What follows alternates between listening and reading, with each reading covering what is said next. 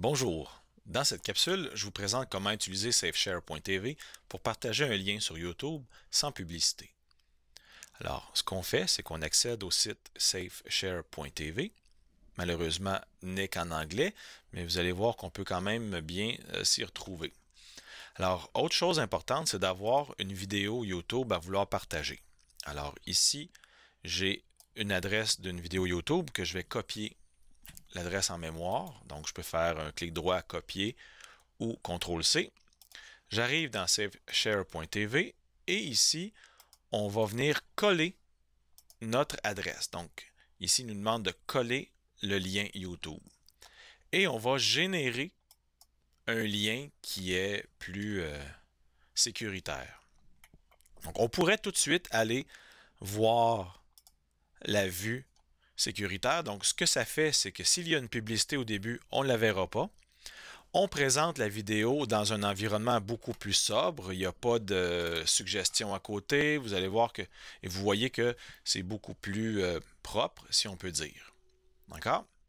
Donc ça, c'est la façon la plus simple de le partager. Et maintenant, si je voulais copier l'adresse, c'est l'adresse de SafeShare.tv que je garderai en mémoire. Exemple, CTRL-C, et que je viendrai coller ici dans ma page Notebook pour accéder à ma vidéo YouTube. Mais revenons à notre lien d'origine parce que je peux personnaliser le lien.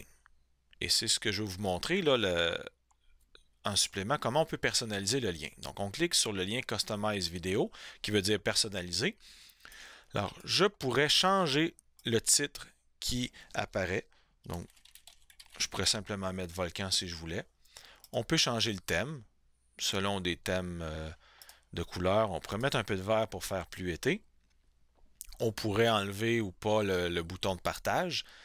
Et c'est dans la longueur de lecture, le play length, qui je peux demander à quel moment on va partir et à quel moment on va terminer.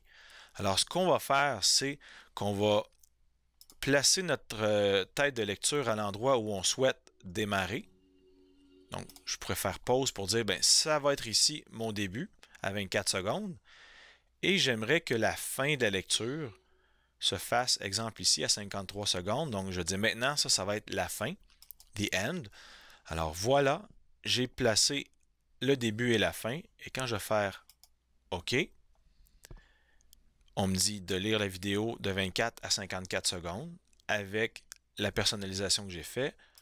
OK, j'ai terminé. Maintenant, amenez-moi au lien et la thématique, on voit qu'elle est verte, ça commence à 24 secondes et on voit que ça s'arrête à 54 secondes pour que ça ne lise pas plus loin.